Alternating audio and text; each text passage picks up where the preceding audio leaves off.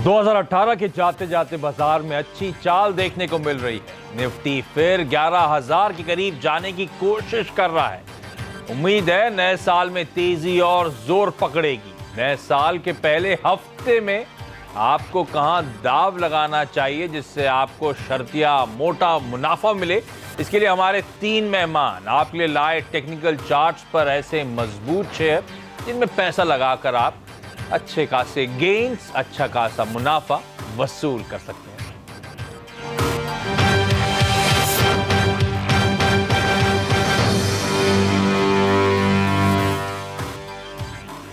चलिए, तो आज है हफ्ते का पहला कारोबारी सत्र और साल 2018 का आखिरी।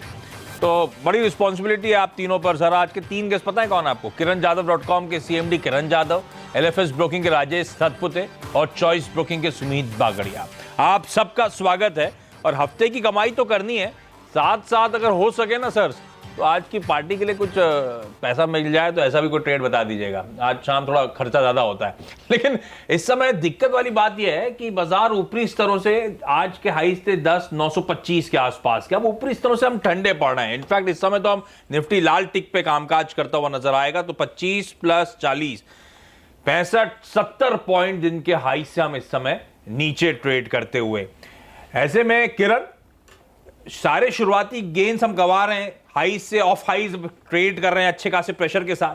कोई घबराने वाली बात?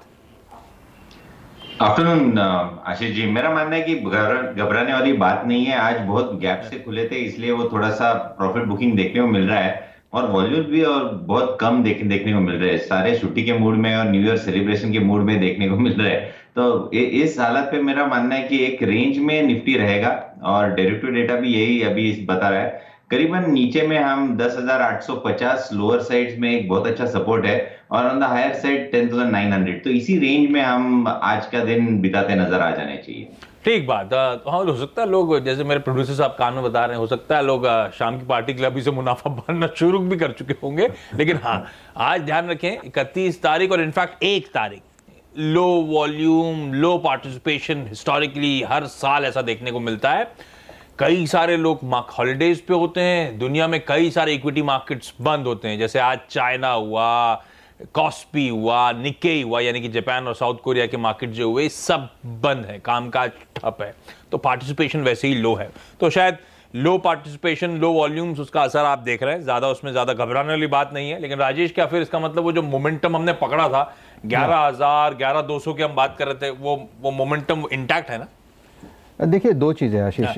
एक तो सबसे बड़ी बात है कि फ्रैंकली स्पीकिंग ज़्यादा एग्रेशन बहुत तकलीफ वाला हुआ है आज तक का। 2000 ज़्यादा एग्रेशन मतलब किसी भी एक साइड पे हम लोग जो एग्रेसिवली सोचते हैं कि नहीं ये 11,200 तक जाएगा, या ये भी एग्रेसिवली सोचना कि 9,800 ही हो जाएगा, ये दोनों एग्रेशन इस 2018 में दोनों को बहुत तकलीफ वाली हुई है। बेयर्स को भी। 19 में भी ऐसी होगा।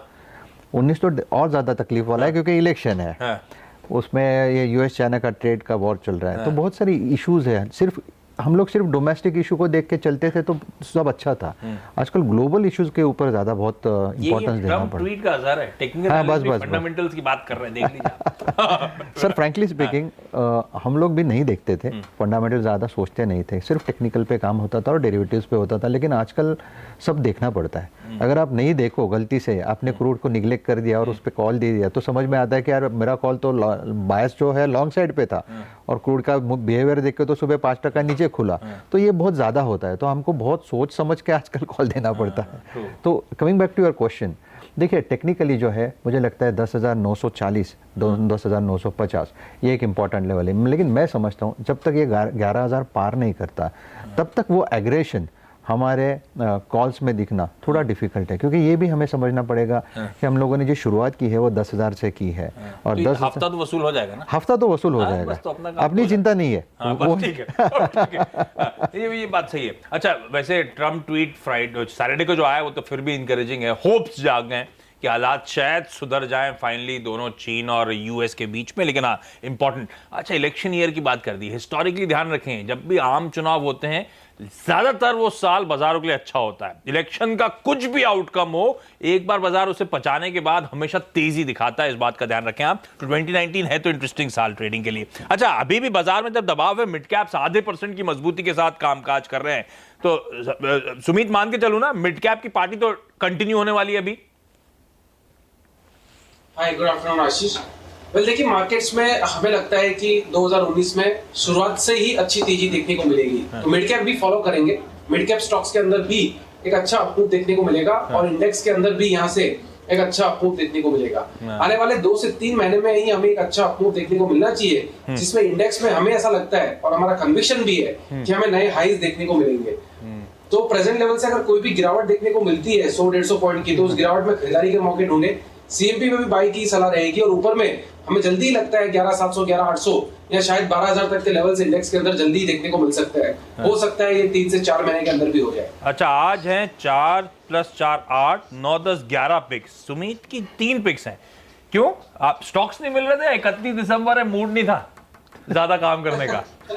नहीं, ऐसा नहीं है, एक अटैचमेंट मिस हो गया था तो वो पीछे आपके अच्छा पहुंच गया। ठीक है, तो सुमित आप ही शुरू कर दे। पहला स्टॉक कौन सा?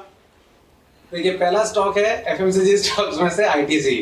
तो आईटीसी के अंदर ऐसा लगता है कि ये स्टॉक के अंदर यहाँ से बाय करके काम करना चाहिए। स्टॉक एक रेंज में है, स्टॉक का जो लोअर बैंड निकल के आ रहा है चार्ट्स के ऊपर, वो करीब 270 के आसपास का है।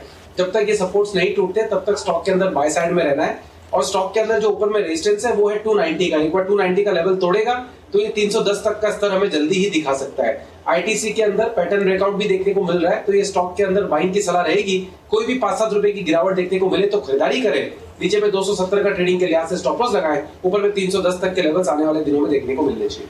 अरे वाह, तो आईटीसी पहला स्टॉक, तो एक दिग्गज के साथ शुरुआत। सारे फंडामेंटल एनालिस्ट के रडार पे भी 2019 की पिक के तौर पे ये स्टॉक आपको नजर आएगा। और ये देखिए, सुमित स्पेसिफिकली मेंशन करते हुए चार्ट्स पे मजबूत, कोई भी छोटा सा डिप 5-7 रुपए भी नीचे मिलता है तो खरीद डालें। अच्छा खासा अपसाइड 10% का आप लोग की स्क्रीन पर 310 के टारगेट्स के लिए आईटीसी पे लगाना है हमें दांव। किरण, आपका पहला स्टॉक? मेरा पहला स्टॉक रहेगा कंटेनर कॉर्पोरेशन, जो कि बाय करके चलना चाहिए। इसने 2 महीने का कंसोलिडेशन का आज ब्रेकआउट दिलाता नजर आ रहा है। डेरिवेटिव डेटा भी देखते हैं तो करीबन 18% के ओपन इंटरेस्ट एडिशंस, लगभग 18% के ओपन इंटरेस्ट एडिशंस देखने को मिल रहे हैं। और जिस तरीके का चार्ट पैटर्न है, आप चार्ट देख रहे हो स्क्रीन पे, तो 2 महीने का कंसोलिडेशन का ब्रेकआउट जो है बहुत स्ट्रॉन्ग वॉल्यूम्स के साथ आ रहा है। तो ये काउंटर आपको, आपका स्टॉप लॉस रहना चाहिए 675 का। टारगेट 710 1-2 दिनों में ही आ जाने चाहिए और 745 एक हफ्ते से 1.5 हफ्ते के अंदर आ जाने चाहिए। वो जो आखिरी का ग्रीन कैंडल दिख रहा है बड़ा सा, वो ब्रेकआउट इंडिकेट कर रहा है ना? बिल्कुल ठीक बात। तो ये कंटेनर कॉर्पोरेशन यानी कि कॉनकॉर रडार पे रखें। 8% का अपसाइड, 745 तक के लक्ष्य जल्द हासिल होते हुए नजर आएंगे। तो आईटीसी और कंटेनर कॉर्पोरेशन। लेकिन राजेश, आपका पहला बेट कौन सा? आशीष जी, मेरा पहला बेट रहेगा रिलायंस कैपिटल पे।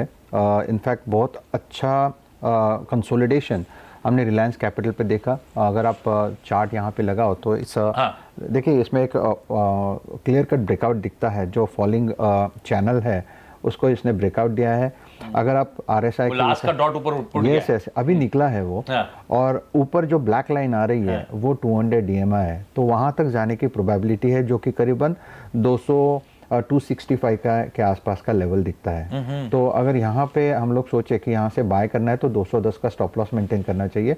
मुझे लगता है वहां तक तो डेफिनेटली 265 तक तो जाना चाहिए। 265 तो बड़ा एग्रेसिव टारगेट्स हैं। एक हफ्ता या थोड़ा सा लंबा मान के चलो? नहीं, मैं थोड़ा लंबा दे रहा हूँ यहाँ पे, क्योंकि देखिए रिलायंस कैपिटल का एक तो first of all it's a high beta. अगर ब्रेकआउट देने के बाद बहुत ज्यादा फास्ट चलता है तो प्रोबेबिलिटी ये है कि आप ये पकड़ के चलो 70% चांसेस है कि 1 हफ्ते के अंदर खत्म हो। लेकिन अगर ज्यादा भी होता है तो ज्यादा से ज्यादा 2 हफ्ता हो सकता है। ठीक बात, 1 से 2 हफ्ता और एग्रेसिव टारगेट्स 15-16% का अपसाइड ये स्टॉक दे सकता है। रिलायंस कैपिटल को अपने रडार पे रखें। सुमित, अगला स्टॉक?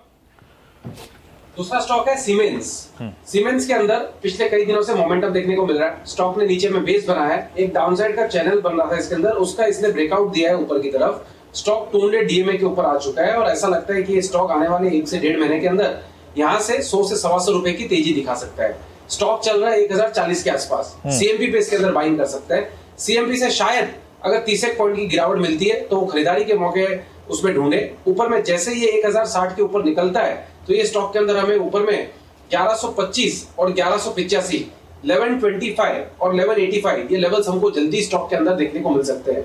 1 से 1.5 महीने का नजरिया लेके चले, स्टॉक के अंदर बाइंग करें। और नीचे में जो स्टॉक का अभी टेक्निकली सपोर्ट दिखाई दे रहा है जो कि 200 डीएमए लेवल्स के नीचे है और जो रिसेंट के लोज लगे उसके नीचे का है वो 980 का है। तो 980 के स्टॉप लॉस से बाय करें। सीएमपी से कोई भी डिप मिलती है तो ऊपर में टारगेट 1185। ठीक बात, जो दो लकीरें खींची हैं उससे तो अच्छा खासा ब्रेकआउट देखने को मिल रहा है और यहां से और तेजी तूल पकड़ती हुई नजर आएगी। तो एग्रेसिव टारगेट्स आते हुए सीमेंस को लेकर 13% का अपसाइड। और सुमित, ये सिर्फ सीमेंस की कहानी है या फिर capital goods as a space attractive हो चला है?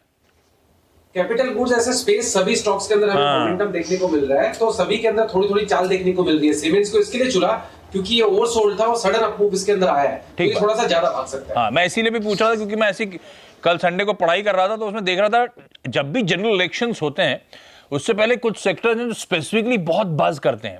ऐसी 2014 में भी हुआ था, capital goods as a space में बड़ा आउट परफॉर्मेंस था। तो देखिए एक पिक वहीं से आता हुआ सीमेंस अच्छे खासे अप मूव्स यहां पे शायद ये स्टॉक डिलीवर करे। किरण, अगला बेट?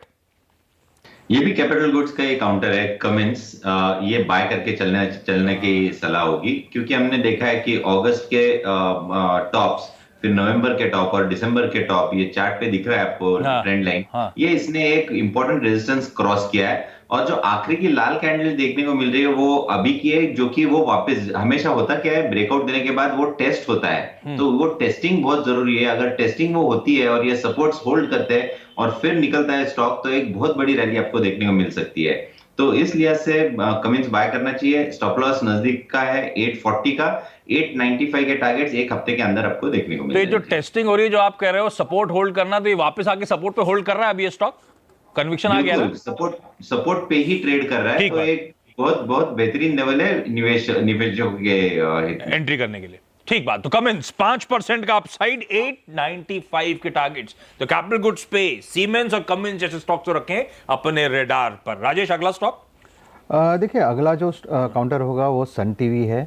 अगर यहाँ पे आप चार्ट लगाएं, देखिए चार्टिकली आप इसमें देखें कि इट्स अ ट्रेंड रिवर्सल और बड़े पैमाने पे जो बड़ा अगर आप पैटर्न डालते हो यहाँ पे वो जो ग्रे या ब्लू लाइन आ रही है, ब्लू कलर के जो, हाँ, तो ये वीकली चार्ट है और वीकली चार्ट का ब्रेक बोल दिया, पर्पल या ब्लू बोलना चाहिए था मुझे। ब्लू नहीं, लेकिन प्रैक्टिकली टीवी पे ग्रे तो वैसा ही दिख रहा है। एनीवे, तो ब्लू कलर का पर्पल कलर का वो जो लाइन आपको दिख रहा है वो बेसिकली वहाँ पे ब्रेकआउट हमने आइडेंटिफाई किया है। ये आपने टॉप स्टॉप्स को जोड़ा और ये लाइन ड्रॉ करते हुए हायर हाइस को जोड़ते हैं इसमें। और अगर आप लोअर साइड पे देखें तो लोअर लो जो जुड़ता है और उसके बाद आपको एक डबल बॉटम फॉर्मेशन दिखता है। तो एक मल्टीपल ब्रेकआउट यहाँ पे सन टीवी में दिखता है। तो मुझे लगता है कि सन टीवी आगे जाकर आउट परफॉर्म करेगा। तो Sun TV is a buy with a stop loss of 590, target is 660। Sun TV आगे आउट परफॉर्मेंस दिखा सकता है, 7% का अपसाइड। यहां पे दो स्टॉक्स ले लिए हैं सबसे।